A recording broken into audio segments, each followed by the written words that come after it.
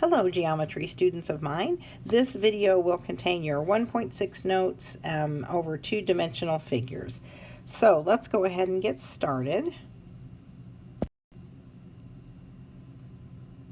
And we're going to start with a discussion of polygons, and this is probably a term that you have heard before, but let's see if we can refine your thinking just a little bit and just kind of get that definition a little bit more formal. A polygon, as it says, is a closed figure formed by a finite number of coplanar segments called, we're going to call those sides. Okay, such that the following are true. As you take a look at this diagram, you'll notice that the sides that have a common endpoint are non-collinear.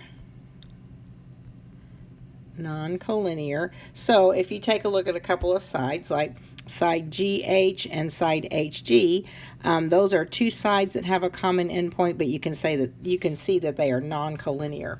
And then secondly, each side intersects exactly two other sides, but only at their endpoints.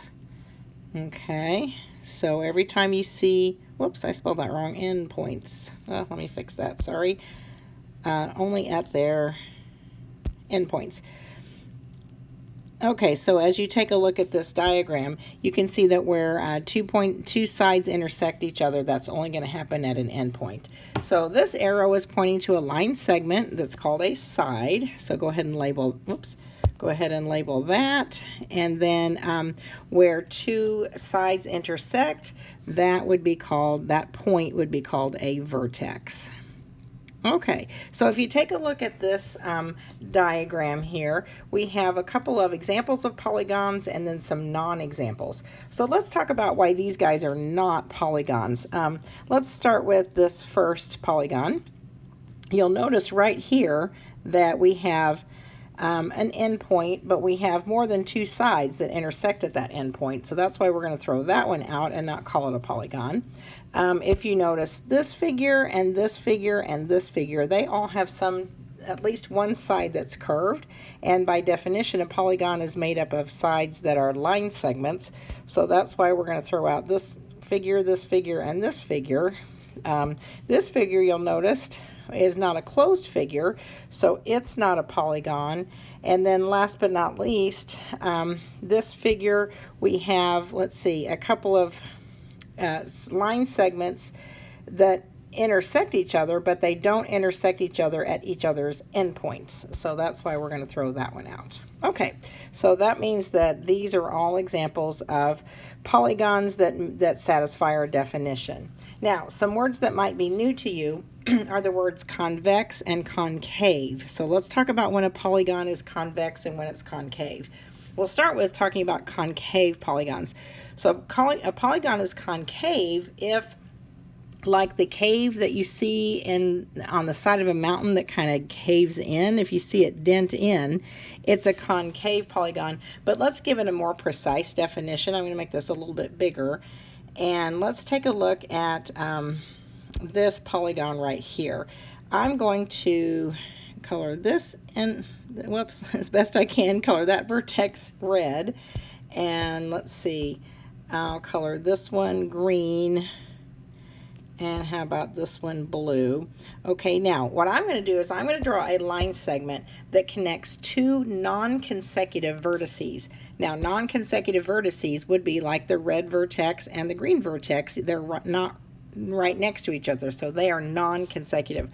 So if I connect non-consecutive vertices, you can see that that line segment is in the exterior of the polygon. So this polygon is concave. Whereas if we take a polygon that's convex, like this one, anytime that I try to connect some vertices that are non-consecutive, like maybe, oops, hold on, let me get a pen, like maybe, oops, try that one more time, like these two or these two or these two, those would be three examples of non-consecutive vertices. And anytime I connect a pair of non-consecutive vertices, you can see that that line segment lies in the interior of the polygon. So that means that this polygon is convex, okay? as is. This is a convex polygon, this is a convex, this one and this one are convex polygons. But the one where we had a pair of non-consecutive vertices, that the line segment that connects them is in the exterior, that one is concave. Okay. All right, so the next thing we're going to do is we are going to classify some polygons by their names and also by some other characteristics. So first of all, I just want to point out when we are naming a polygon by its number of sides, these are probably all terms that you've seen before. If not, take a minute and learn these. This is how we would name a polygon by its number of sides. For example, a polygon that has 7 sides we call a heptagon. Okay, a couple of other terms we need to define. An equilateral polygon is a polygon where all the sides are congruent, and an equiangular polygon is a polygon where all the angles are congruent. All right. Now, this idea of a regular polygon, this is going to be important because it'll pop up a lot in this course. A regular polygon, first of all, has to be obtuse. Not obtuse, what am I saying? It doesn't have to be obtuse. Oops, let me see if I can erase that. Sorry, it's not obtuse. A regular polygon, first of all, has to be convex. I don't know where I got obtuse. It has to be convex, and then it also has to be equilateral, and as well, it would have to be equiangular. So let me slide this over. Equiangular.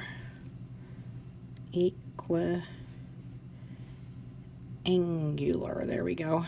Okay, so now what we're going to do with these examples is I'm going to do the first one for you, and we're going to classify each polygon by its number of sides, okay, and also classify it as either concave or convex, and then lastly regular or irregular.